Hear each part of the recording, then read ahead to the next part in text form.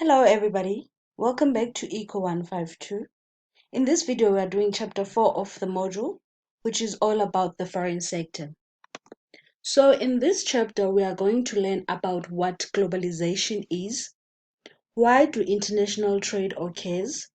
We are also going to identify the various possible trade barriers and then explain how exchange rates are determined in the foreign exchange market. By the term globalization, we mean the increasing integration between economies, including trade expansion, capital market development and transition economies, increasing tourism and migration, as well as new technology. Globalization presents both opportunities as well as risks. A good example of risk imposed by globalization includes increased insecure and vulnerability of markets. Whereas increased competition, which drives prices down, is an example of globalization opportunity. The extent of a country's openness, that is the degree of integration into the international economy, is its exports as a share of GDP, or imports as a share of GDP, or the gross foreign direct investment as a share of GDP. This graph shows a horizontal view of globalization, using world merchandise exports as a share of world GDP as a measure of globalization. As you can see over the years starting from 1820, there's been an overall increase in globalization, but this started to decline following the Great Depression in 1929. Globalization only started to pick up after World War II, that is at the end of 1945, and recovered to its 1929 peak only in the 70s. The rapid increase following the Washington Consensus policy position of International Monetary Fund and other multilateral institutions is another remarkable aspect of this graph, which of course coincides with the rise of Apple outsources production in China. However, the recent deglobalization measures in the political sphere, including the withdrawal of UK from the European Union, Donald Trump's agenda to end globalization, and the real sanctions imposed by the US on China, has caused a pullback in globalization. This picture shows South Africa's exports for the year 2020.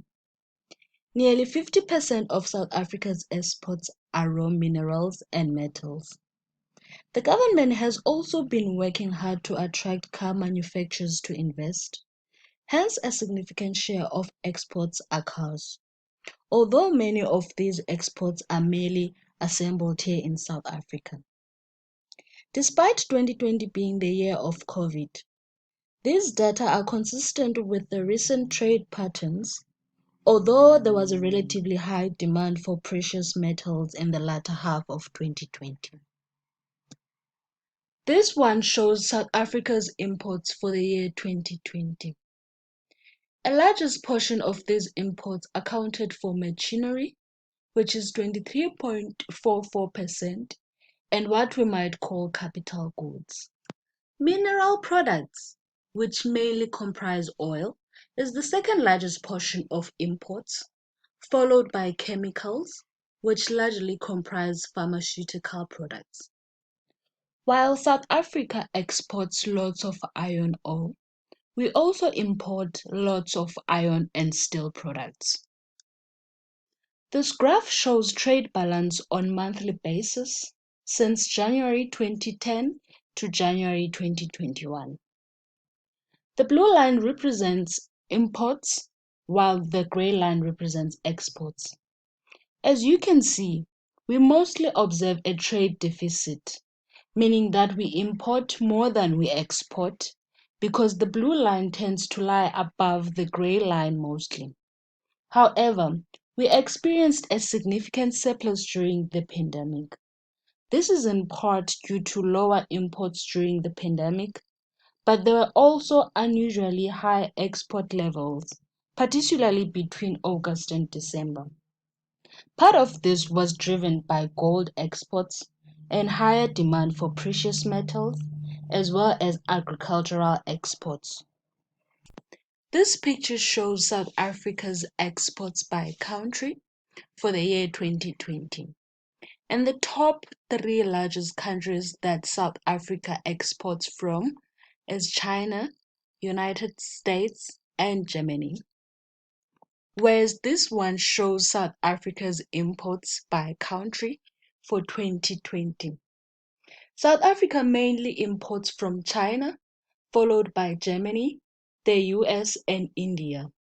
Much of these are machinery, cars, manufactured products, and pharmaceutical products. Why do countries trade? Self-sufficiency or autarky used to be popular. Autarky means being politically and economically independent from other countries. But countries are generally economically interdependent. Trade is therefore useful because countries can specialize in what they are able to produce more at a lower price, like individuals and households. Specialization is therefore important because it leads to higher production, and more production means what is not consumed can be exported, and what is not produced can be imported.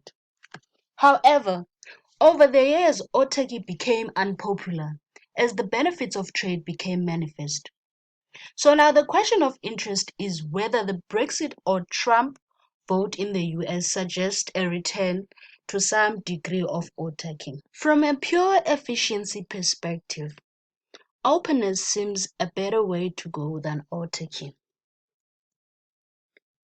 Adam Smith states that it is the maxim of every prudent master of a family never to attempt to make at home what it will cost him more to make than to buy. What is prudence in the conduct of every private family can scarce be folly in that of a great kingdom. If a foreign country can supply us with a commodity cheaper than we ourselves can make it, better buy it of them with some part of the produce of our own industry employed in a way in which we have some advantage. So in this phrase, Smith is using the household country analogy to suggest that what makes sense for households also makes sense for countries. In simple terms, this means that if it is expensive for you to produce shoes at home, it is better to go buy shoes than to produce them at home. Smith also alludes to the idea of comparative idea, which will be discussed later on in the chapter. This map shows the distribution of oil production by country across the globe. All countries need oil and some need to trade to get it. If Namibia, for instance, adopted an autarky approach, they will have to do without oil based on this chart. This therefore proves that factors of production are not evenly distributed among the world's countries.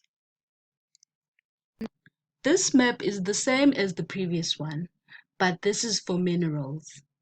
Again, the main point is that countries are endowed with different levels of naturally occurring commodities.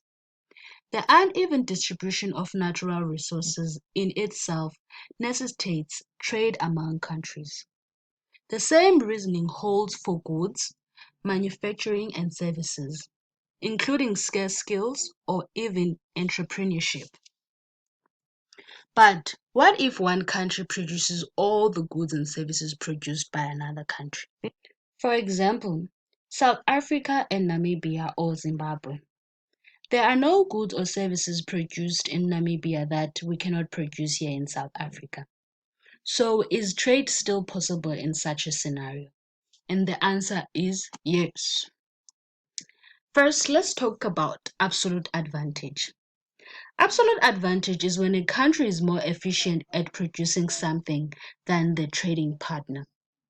Assume for simplicity, only two countries trade with each other. They produce two goods and exchange goods for goods. If one worker in Australia can produce 100 kg of wool or 5 digital cameras, and one worker in Japan can produce 50 kg wool or 10 digital cameras. Australia has an absolute advantage in wool, and Japan has an absolute advantage in digital cameras. The benefits of trade are therefore obvious in this case. Countries should therefore specialize in what they are best at. The case of comparative advantage. As long as the opportunity cost or relative prices differ, there is always a scope for trade. Countries specialize where opportunity costs are lowest. The law of comparative advantage therefore states that countries will benefit from trade if the opportunity cost of production or relative prices differ. Relative advantage. With the same resources, South Africa and Botswana produce paint and plastic as follows. South Africa produces 100 liters of paint or 200 units of plastic, whereas Botswana produces 50 liters of paint or 150 units of plastic. South Africa therefore has an absolute advantage in both, and the opportunity cost of Botswana is 1/3 liters of paint per unit of plastic. That is 50 liters of paint divided by 150 units of plastic. And then the opportunity for South Africa is 1/2 liters of paint per unit of plastic. That is 100 liters of paint divided by 200 units of plastic. Botswana therefore has a relative advantage in plastic. Exchange ratio must be between the opportunity cost ratios. Trade policies. Recall that openness presents both risks and opportunities.